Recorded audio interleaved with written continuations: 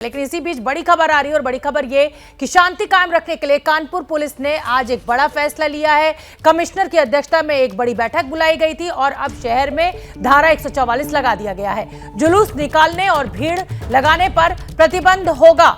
यानी कानपुर पुलिस ने शहर में धारा 144 लगाई। आपको याद होगा कि पिछले जुम्मे को नमाज के बाद अचानक कानपुर में हिंसा भड़क गई थी और इसीलिए अब कल क्योंकि जुम्मा है, इसी को देखते हुए एहतियाती कदम उठाते हुए ये सुरक्षा व्यवस्था को कड़ा किया गया है। धारा 144 कानपुर में लगा दी गई है। मेरे साथ मेरे सहयोगी अजय दुबे ज्यादा जानकारी लिए हुए जुड़ रहे हैं। अजय दुबे, क्या पूरे कानपुर शहर में धारा 144 लगा दी गई है या जिस इलाके में ये हिंसा भड़की थी सिर्फ वहां धारा 144 लगाई गई है?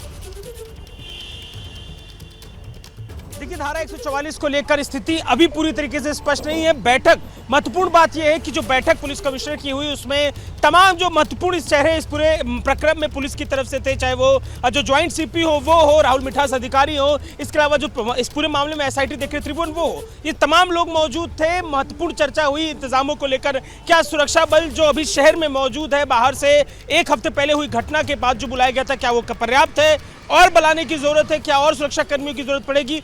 इन सब बातों को लेकर चर्चा हुई। कल का दिन बेहद महत्वपूर्ण है।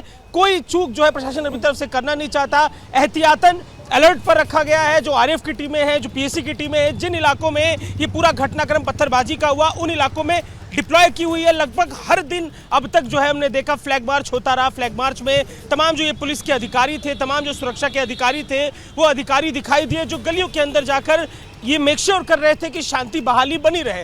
तो कल एक बड़ी परीक्षा रहेगी। कल क्योंकि जिस तरीके से जुमे का दिन है, धार्मिक जो नेता है जी, धार्मिक नेताओं ने अपनी तरफ से शांति की अपील। बिल्कुल अजय दुबे, जिस शब्द का जिक्र धार्मिक नेता, ये बहुत बड़ी जिम्मेदारी वाले लोग होते हैं। इसलिए क्योंकि आप सुरक्षा व्यवस्था कितनी भी कड़ी कर लीजिए, लेकिन ये क्योंकि अपने समुदाय को जिसे कहें लीड करते हैं, तो इसलिए अगर ये धार्मिक नेता अपने समाज से अपील करते हैं कि इस तरीके की किसी भी घटना को रोकना है, तो कहीं ना कहीं एक बड़ा संदेश जाता है। क्या इन धार्मिक नेताओं से भी पुलिस ने बातचीत की है कि ये दोनों ही समुदाय जो हैं वो संयम बना के रखें कल जुमे की नमाज के बाद?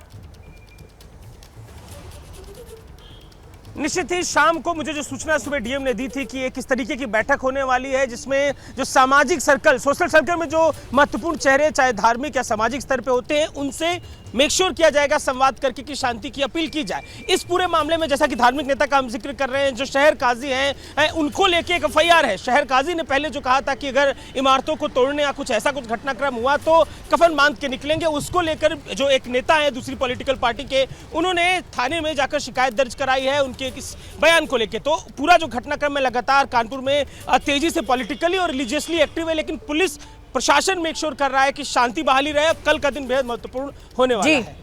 बहुत बहुत धन्यवाद अजय दुबे, और नजर बना के रखिए क्योंकि कल जुमे की नमाज है और पिछली बार जुमे की नमाज के बाद ही हालात अचानक वहां खराब हो गए थे कानपुर में।